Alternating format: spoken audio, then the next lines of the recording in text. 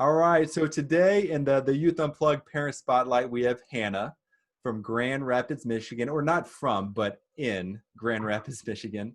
So thank you so much for doing this, Hannah. I really Yeah, appreciate it. thanks for having me. Yeah, great opportunity to share our resources and have us all help each other. So appreciate you taking the time. No problem. Happy to do it. So, first off, names and ages of the little ones running around. We have two daughters. Elenor is 7 and Hazel is 4.5. And Hazel keeps up pretty well with Elenor. So I'd say she's probably more like 5 or 5.5 as far as mental age goes. Gotcha. And wiliness. Gotcha.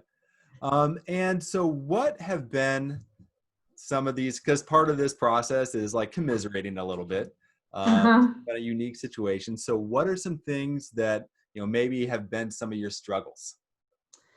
Well, I think as parents of young kids probably would understand, empathize, they need constant attention. Mm-hmm. So working from home, it's pretty impossible to get anything done and have them be on their own for more than 5 minutes. So you kind of have to do that balance of one parent being with them while the other one's having meetings. Mm-hmm. I had a huge meeting with, the big bosses, and my children came in and had meltdowns right as I was starting to talk. It was like an hour meeting and I had to talk for 5 minutes. They had perfect timing. So that kind of thing happens a lot. And so the constant attention and need for like just being close all the time can be really challenging. I mean, you can't set them up on their own for too long and expect that to last. Right. So that's probably our biggest challenge. And having patience and giving them attention when you're completely drained can be really challenging. Yeah, for sure. No, I get that. One interesting thing about this whole situation is that everybody we're kind of going through this together. Mm-hmm. So I'm sure, like, even when your kids ran into that oh yeah, like, I'm sure the other people in there were like, oh my gosh, that could have been my kid. Yes, I hear that a lot. Most of the time my kids are cute and people are like, oh, they're so well behaved.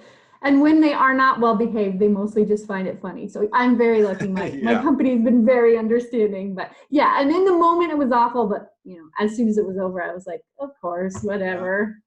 Yeah. I tried to get my boss to tell them in the meeting the next day that if they did it again, I'd be fired. But she just laughed at me and said she wouldn't do it. All right. So Hannah, what have been some of your successes? What have you found that has been working for you and your family? Well, at the beginning, we tried to do the schedule, and if you know Nathan, then he's not really into schedules. So that kind of just caused more stress. And my children have taken after him very well.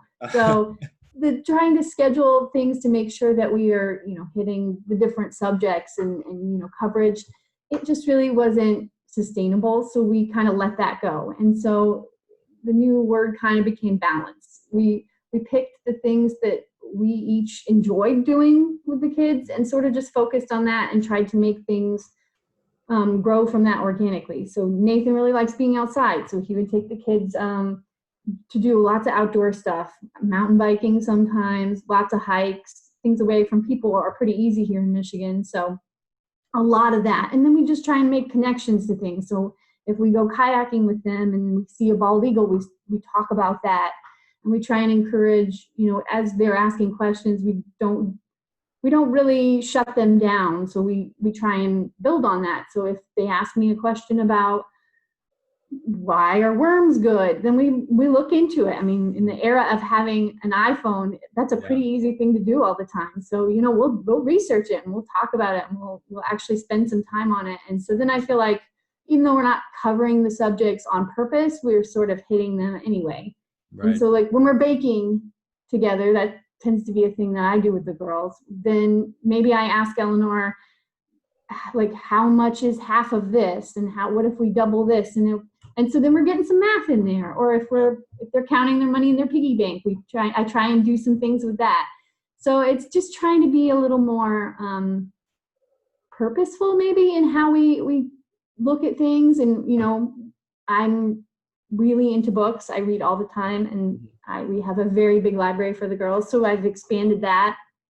And we started reading more nonfiction because I realized that was an area we didn't really have a lot of books about. So we started reading bedtime stories for rebel girls is nonfiction, and it's like one page about lots of different women who've done amazing things. And so the girls have gotten really into that. It's really cool. There's 2 volumes, and I definitely recommend it. It's great nonfiction, and you learn, probably, I don't know, a third of them are ones you've heard of, and then there are all these women that you've never even heard of doing everything from activism to art and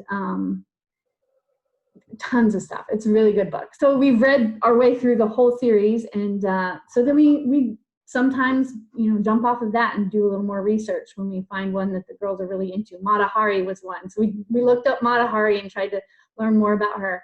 So we kind of do stuff like that, and that sort of connection between things, I kind of feel a little more confident that they're getting something from this besides just the most important thing, which is emotional support. But now I think, okay, they're also learning a little too, and so we're probably good. Right. So it's almost like you're adding another layer to their experiences to make sure that there's some actual learning involved. Yeah, trying to anyway. Yeah. And I think that's something that teachers do really well. It's just sort of training ourselves to be better at it. Yeah, absolutely. And the more I can make things connect. So if like they do an art project, then maybe we do it about something. Like if they're into fairies, then we make a fairy house that out of, like, we paint wood, and then we put it in the garden, and then we talk about, what are the things that the fairy might need? And so then we make it connect, and it takes longer, and then there might be parts of it that they'll actually focus on doing on their own because they know they'll be with us on other parts of it. Yeah. So that helps sometimes too. That's amazing. I love all that stuff. And, I have a 4-year-old daughter, so I think those books that you mentioned are probably good for everybody. Yeah, they're great. And they're one page, so if they have a short attention span, it's perfect. So yeah, on a personal note, I am going to look that up today. Another series that we just discovered is a company called Toon Books, Toon, and they do sort of comics. But that's one that Elenor is really, really into, and Hazel too, actually. And they're sort of almost in comic book style, but a lot more than just like anime or I can't think of the word that tends to be. But they're really educational too, and they have just amazing pictures, and so it's perfect for Hazel and Eleanor's age. And we bought a whole bunch of them off there. Like nice. We Dig Worms was a whole book about worms and the importance of worms, and so they got really into it, and it's just the right level of gross for that age. So the right level. I definitely recommend those. Those are really great books. That's great. Well, Hannah, do you have any like closing words, any thoughts of advice or encouragement for all of us parents out here? I mean, we'll get through this, and honestly, like, the thing that as parents you worry about so much is this gonna stunt them developmentally? Is this gonna cause lasting damage? And I think the thing with them is you gotta treat yourself well and be calm and as calm and unstressed as you can. And if that means letting go of things, it's not gonna have long-term impact. Right. Yeah. Actually, the one thing I was going to say saying that reminded me of is when this whole thing started, I was kind of worried about how are the girls afraid of COVID? Are they feeling really upset about this? Are they concerned? And so we did a lot of conversations about that, and I've got a couple of books to talk about germs with them, and like I kept coming back and being like, well, how are you feeling? And they were always like, we're fine. And I think it was because they were happy. We were home. We were kind of, pared down and less active, and they were cool with it. They loved it. So as far as like long-term damage goes, I'm like, well, for them, they'll probably remember this as the best time ever. Yeah, right. I always think, our daughters probably adjusted way better to this than we have, right? Yeah. She's like, Yeah. oh yeah, I'm happy, I'm fine. And we're like, oh my gosh. So yeah, sometimes it's good to keep that in perspective, right? Not like Well, pushing our own kind of fears and concerns on a kid that's like, I'm okay. yeah, totally. Well, and if you think about it, it makes sense. Kids are so good at living in the moment. They're not Yeah, even able to live in the future. Like they don't get future. And yeah, so that's the thing causing us the stress is not knowing. I am not a one day at a time type of person. I like my plan. I like knowing what's yeah, going to happen. And so this has been really rough, but for them, they're like, cool, no yeah, problem. yeah. So maybe this is good. This is just good practice for good Yes, we practice for all them to live need, in the we moment. all need this moment, live in the They moment. they are our Yeah. teachers. Yes. Absolutely.